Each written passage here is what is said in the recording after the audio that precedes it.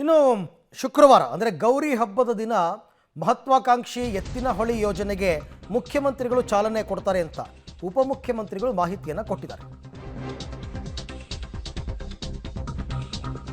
ಶುಕ್ರವಾರ ಮಧ್ಯಾಹ್ನ 12:05ಕ್ಕೆ ಸಿಎಂ ಉದ್ಘಾಟನೆ ಮಾಡ್ತಾರೆ. 7 ಕಡೆ ಎತ್ತಿನಹೊಳೆ ಯೋಜನೆಗೆ ಚಾಲನೆಯನ್ನು ನೀಡಲಾಗುತ್ತೆ. ಎಲ್ಲ ಸಚಿವರು ಶಾಸಕರು ಭಾಗವಹಿಸಲಿದ್ದಾರೆ.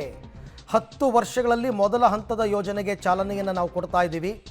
ಕೋಲಾರ, ಚಿಕ್ಕಬಳ್ಳಾಪುರ, ಬೆಂಗಳೂರು ಗ್ರಾಮಾಂತರ ಸೇರಿ 7 ಜಿಲ್ಲೆಗಳಿಗೆ ಹೇಮಾವತಿ ನದಿಯಿಂದ ನೀರು ತರ್ತಕ್ಕಂಥ ಯೋಜನೆ ಇದು.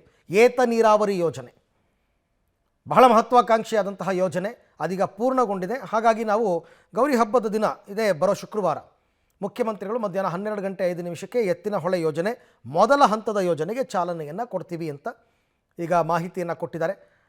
7 ಜಿಲ್ಲೆಗಳಿಗೆ, ಅದರಲ್ಲೂ 7 ಬರಪೀಡಿತ ಜಿಲ್ಲೆಗಳಿಗೆ ಕುಡಿಯುವ ನೀರನ್ನು ಒದಗಿಸ್ತಕ್ಕಂಥ ಮಹತ್ವಾಕಾಂಕ್ಷಿ ಯೋಜನೆ ಅದು ಹೇಮಾವತಿ ನದಿಯಿಂದ ತರತಕ್ಕಂಥದ್ದು ಎತ್ತಿನಹೊಳೆ ಯೋಜನೆ, ಏತ ನೀರಾವರಿ ಯೋಜನೆ.